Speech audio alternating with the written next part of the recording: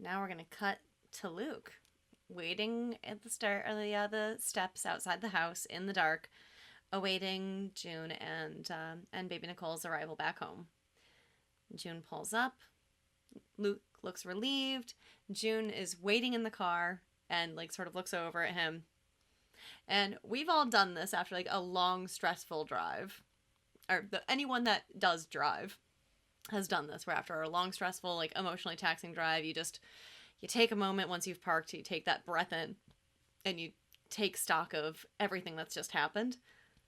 And it feels like June doesn't really get that opportunity to catch her breath, because she immediately has to, like, she gets it for a moment, but then we go inside. Like, she knows that she owes it to Luke at this point to have a discussion with him, and to show him everything that was in this dossier, and to share her experience. I think she's excited. It was pretty joyful for a minute, him getting to see these pictures. But it was a little, not bitter or ominous or anything, but a little curious that June was pretty removed from the sharing of that experience. She gave them the dossier, and then she watched from like the frame of the door while Luke and Moira watched closely. And I mean, obviously, like, they're the ones that are trying to see it, but it was just interesting that it was Moira whose hand was on his shoulder as he's looking at Hannah's pictures. And June was really happy and smiling, but she was a little bit more distant. It was just an interesting way to set that up, of Luke and Moira receiving it like they're the couple that have been waiting on this news, and June is delivering it from Nick. It was just that it's, again, just these weird dynamics, but it didn't seem like it was hurting anyone. Like, June was happy and Luke and Moira were happy. It was all joyful news for everyone, and everyone could share in this success. And Tuello took that opportunity to say, well, isn't this a happy moment? And I'm like, God damn it, where did you come from? Of course you're fucking there. But like, he just pops into these scenes and I'm like, oh, okay, here we go. And he tries to work his angle and really be like, so I'm so glad this worked. And Moira is quick to be like, well, now you've got a good man in Gilead, which I thought was an interesting interesting turn of phrase after the Larry conversation. And then Tuello says, yeah, we've also got an asset in Toronto. And that's when he drops the bombshell. Fred Waterford. Waterford agreed to share insider information about Gilead in exchange for his freedom. And man, Tuello just serenaed the fuck out of this room. Oh, yeah, he did. He really did. He took all of that joy and just kind of pissed all over it. I love their immediate reactions, too, because Luke and Moira are very outraged, and June is more understanding than quick to react. Not that she's not outraged, but she more or less can connect the dots of, oh, so my testimony spooked him, which you knew was going to happen. And you used that to flip him. And it was more of just that, like, in Gilead as elsewhere, you used me for your motivations, and now I'm screwed in the process. Like, where's my justice? So you could get Fred, so Fred can be free too? Like, that's obviously, it's a slap in the face. Obviously, it's a terrible gut punch. But I love the first reactions of just the more blanket outrage of Luke and Moira versus June really being able to assess the situation, and then eventually we see that outrage come forth. And Tuello's response of, like, sometimes you have to let one fish go to catch, like, a bunch more. Like, not adequate for June in this situation. No, that is not an adequate response at all. And then he leaves like a coward, knowing that, like, and he's like, oh, come to my office tomorrow for a debriefing. Absolutely not. You stay and you give some sort of answer. You don't turn your back and walk away in this moment. And I think that honestly, like, had he stayed and explained and like walked her through it right then and there, she may have been able to wrap her head around this. But the fact that he like brushed her aside and said, we'll talk about this tomorrow, and walked out and left, that's where you see the change in her. Because like, she's standing in the hallway and like, you see her take a breath. And then she looks over at Luke and Moira, and that's when you see the rage in her eyes, and she charges at the door to him. I think if he had just given her the fucking respect that she deserves and explained to her right then and there why that decision was made, then I mean, I think she still would have been absolutely enraged, but I don't think that she would have come at him quite as aggressively. Also, I mean, he Well, I ran out think of it. he did explain it. He explained it exactly. It wasn't adequate, but he did explain this is why the decision was made. It's for bigger fish. And then I think he really, I don't know, I wasn't really offended by him leaving because to me there's nothing he can say. What June calls him on is exactly what he did. And his response, however inadequate and enraging it is to June, is what his response is. So I think him hightailing out of there is mostly just to give them the space to process this. I don't think he was expecting June to chase him.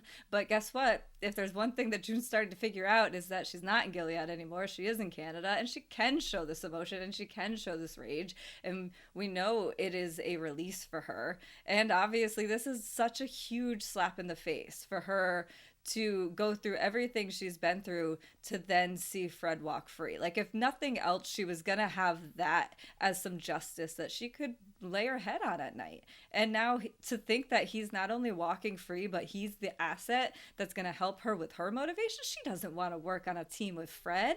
That makes my skin crawl to think about. You know what I mean? Absolutely. No, oh my God. I felt for her in this moment because her point is that he is a fucking rapist. Why are we letting a fucking rapist out? I get that he's all sorts of valuable for you for information purposes and stuff, but he's a fucking rapist. So from a victim standpoint, to know that this rapist of multiple women, including herself, is just going to be able to just be helpful and get head pats from the people that need him. And he's going to be allowed to do whatever. Like, they're not going to be charged. He's not going to be charged with anything. And they're going to get to have their baby in Canada when they've done nothing but actively try to take June's baby from her since day one. So on top of raping her to get that baby, they then take her baby from her. And now they get to walk free in Canada, as free as her, but with less repercussions because they're not coming out with all the trauma that she endured at their hands. Like, Right. It's brutal. I think that's what makes her rage so palpable and tangible and warranted. And as she is screaming at Tuello, that man is a fucking rapist. That man is a fucking rapist, and you know what he did to me. And, like, you can feel the build up to the I will fucking kill you. I will kill you. And you know what? I believe her. I genuinely believe that if Luke was not there to hold her back, that she would have ripped his face apart. It would have been her own personal participation. I know. That made me go back to that Secret Service comment, because then I'm like, oh, I believe her too. And I wonder if they believe her. Like, I don't know if she's threatening the president right now, but she's definitely threatening someone important. And she absolutely looks like she's going to follow through on that threat. And I can't wait for episode 10. We also know that, per the testaments, that there are several assassination attempts on June's life. As it stands right now, who would want to assassinate her other than Fred out of a personal vendetta? But if she were to, I don't know, have a venge homicide, or commit a vengeance homicide of Serena and or Fred, that might make her persona non gratis to Gilead and all of its sympathizers, especially those in Canada, and might warrant a few assassination attempts here and there and force her underground. I don't know, though. If they follow suit, Fred and Serena are going to be dead to Gilead. True. Which is why we might not ever hear of their existence in the Testaments, because they don't even want to acknowledge they exist, really. It's a good point. But then there should be some record of them in the UN or Canada. Anyway. Yeah. Lots of gray area for the show to fill in. Mm-hmm. I also love that they kind of alluded that June was going to have another one of these moments in the last episode when she's talking with Moira in the survivors group. Moira is saying anger is important to healing, but you don't want to live there. And June just says, why not? Why can't we feel this anger? Why shouldn't we feel this anger? What if I'm comfortable there, goddammit? I like my anger. Maybe she should keep that red. It is her color. We have one episode left. And it's the finale.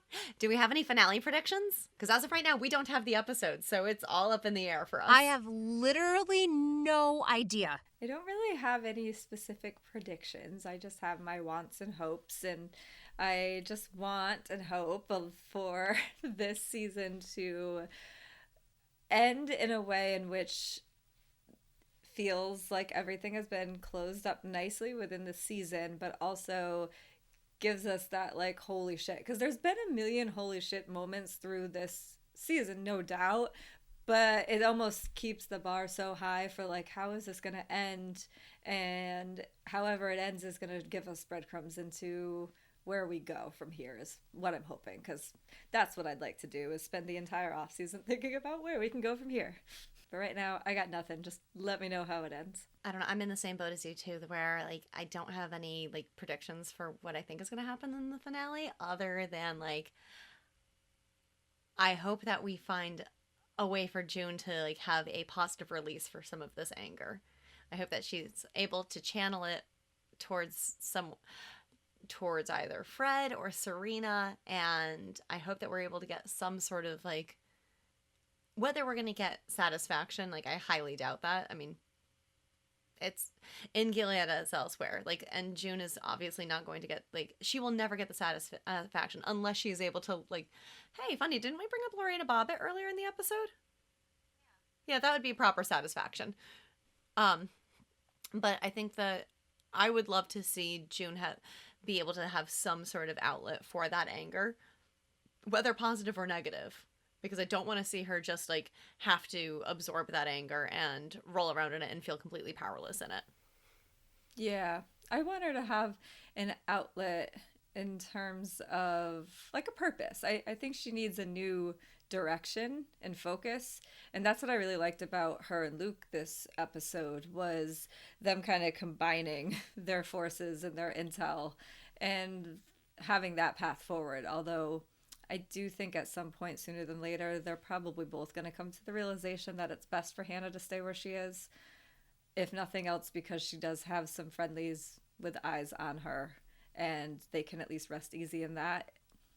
Maybe. We'll see. I'm hoping season 5 brings us a Walking Dead Handmaid's Tale mashup where June starts taking lessons from Michonne about how to handle a katana, and then we just take it from there. Oh my gosh. All right, so in what I think is our most succinct wrap-up ever, that concludes our analysis of season 4, episode 9 of The Handmaid's Tale: Progress. God, we can't wait for you to join us next week for the finale. Very exciting. All right, see you then. Thanks for listening. Oh my God. Bye. So excited.